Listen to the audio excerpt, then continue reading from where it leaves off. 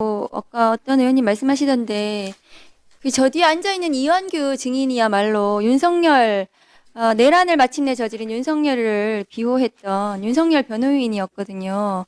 그 비호가 법제처장 때부터 한 것이 아니에요. 윤석열 검찰총장 때부터 윤석열의 검찰권 남용을 비호했습니다.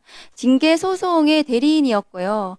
제가 수행한 감찰이 적법함에도 법무부 징계위 그리고 재판정에 나가서 끝없이 불법이다, 찍어내기 감찰이라고 불법의 외양을 만드는데 주력한 장본인입니다. 그래서 서울중앙지검이 이 감찰이 불법이라고 수사를 하게 만든 사람이에요. 수사를 받는 것이 어떤 것인지 본인이 지금 내란으로 수사받고 있는데 증언을 거부하는 게 제가 기가 막힙니다. 저는 핸드폰도 모두 압수수색 당하고 비번도 풀고 공직자로서 제대로 저는 의무를 다 했거든요. 저분 법제처장이라는 고위공직에 와서 그 법제처장을 하셨는데 여기 나와서 왜 증언 거부하시고 선서도 거부하고 저러는 건지 제가 이해를 하지 못하겠습니다. 지난 윤석열 정권 3년은 법제처가 내란 정권, 법기술을 제공한 내란 부역 기관이었습니다. 검찰권 남용이 급기야 국민을 향하여 총뿌리를 겨누는 내란으로 이어졌고 이 수사권으로 용산의 위성정당으로 전락한 윤석열 검찰의 정적 죽이기에 동원된 시행령 통치 중에 하나죠. 한동훈 시행령 을 조력했던 법제처입니다. 그 과거를 반성하시기 바랍니다. 법제처장님, 시행령은 법률의 하위 규범이라고 헌법에도 명시되어 있는 거 맞습니까? 예, 맞습니다. 2022년 9월 당시에 윤석열의 법제처는 화면 올려주세요. 검사의 수사 범죄 범위에 대한 규정 시행령을 개정하면서 검찰 수사권 축소라는 검찰청법의 입법 취지를 완전히 바꿔놨습니다. 그런데 그래서 검찰의 무자비한 수사가 가능하게 만들었는데 법제처가 거기 조력했습니다. 당시 법제처의 입법 예고 기간을 40일인데도 불구하고 실제 17일로 줄여줬거든요.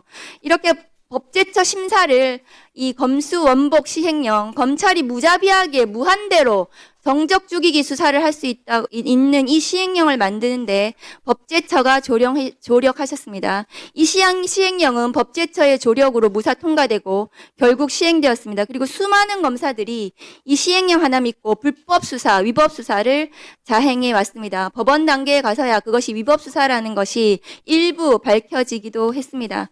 시행령이 이렇게 만들어 놓은 이완규의 법제처, 윤석열의 법제처는 이 법제처가 윤석열의 내란의 직후에 이완규 법제처장이 가족은 모두 미국으로 보내버리고 12월 4일 안가해동에 참여합니다. 안가해동에 참석합니다. 그때 안가해동에서 무슨 모의를 했는지가 지금 수사 대상이거든요.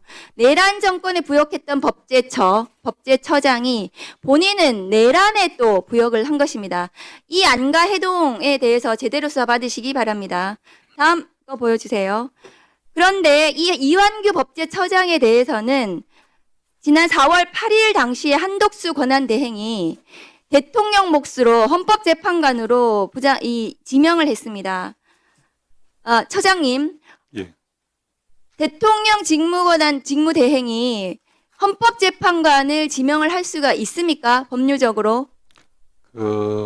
직무대행의 직무 행사 범위에 대해서 학회에서 뭐 이런저런 견해들이 있는데 아무래도 현상 유지 쪽이 다수설인 것으로 알고 있습니다. 그렇습니다. 그리고 헌법기관의 구성원을 임명하는 것은 현상 유지 범위를 넘어선다고 생각합니다.